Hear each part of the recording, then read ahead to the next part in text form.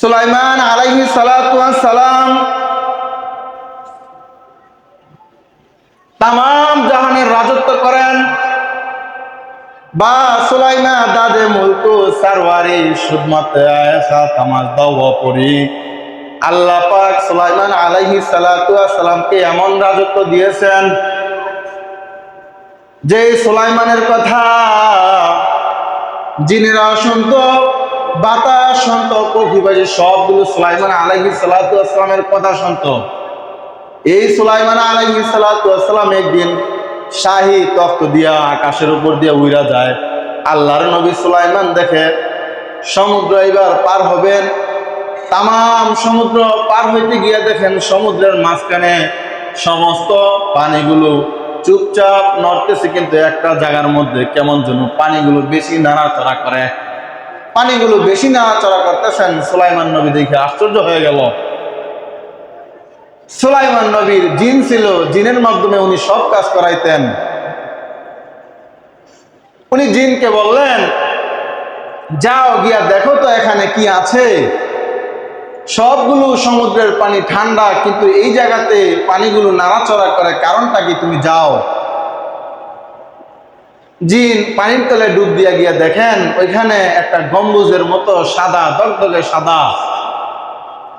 উনি জানতে চাইলেন এটার ভিতরে কি আছে। উনি এটা আলগায়া, জিন তো অনেক শক্তিশালী, নিয়ে আসছেন সুলাইমান আলাইহিস সালাতু ওয়াস সালামের কাছে।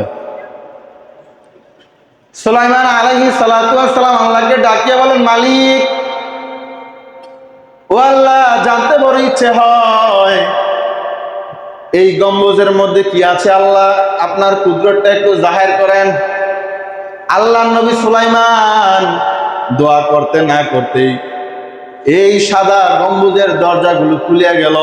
আল্লাহর বান্দা সুলাইমান তাকায় দেখেন এই গম্বুজের ভিতরে সাদা কাপড় পরিহিত টকবগে যুবক ওইখানে বসিয়া আমার আল্লাহ পাকের ইবাদত করে পড়েন সুবহানাল্লাহ। সকলে আশ্চর্য হয়ে গেল। সুলাইমান নবী বলেন, আপনি কে? মানুষ, জিন নাকি ফেরেশতা? বলেন তো তুমি কে, বলো। উনি বলেন, আমি হলাম একজন মানুষ। তো তুমি এখানে কিভাবে আসছো?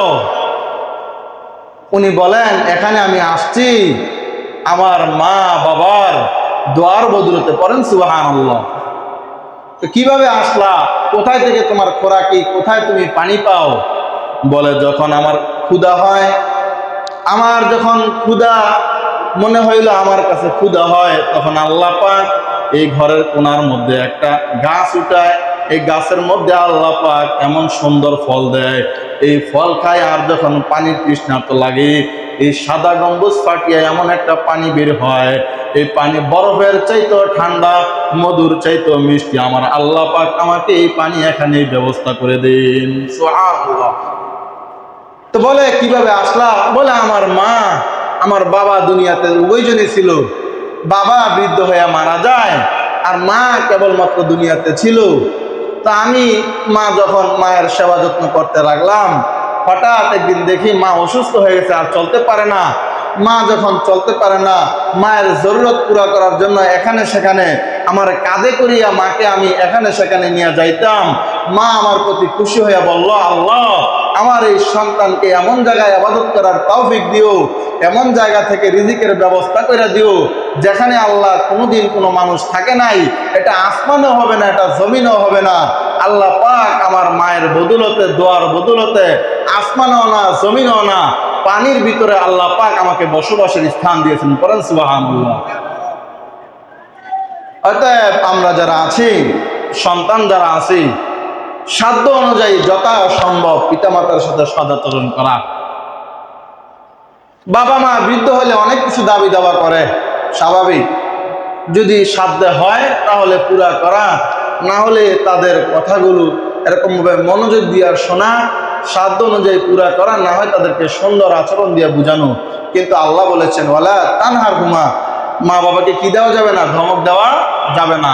মা খুশি তো আল্লাহ খুশি, বাবা খুশি তো আল্লাহ খুশি, বাবা রাজি তো আল্লাহ রাজি, মা রাজি তো আল্লাহ রাজি, মা নারাজ তো আল্লাহ নারাজ, বাবা নারাজ তো আল্লাহ নারাজ। আল্লাহ পাক আমাদের সবাইকে দুনিয়ার হায়াতে যতদিন হায়াত দিবে পিতা মাতাকে সাধ্য অনুযায়ী সেবা যত্ন করার মতো আল্লাহ পাক আমাকে এবং আমাদের সবাইকে আমল করার মতো তৌফিক দান করুন।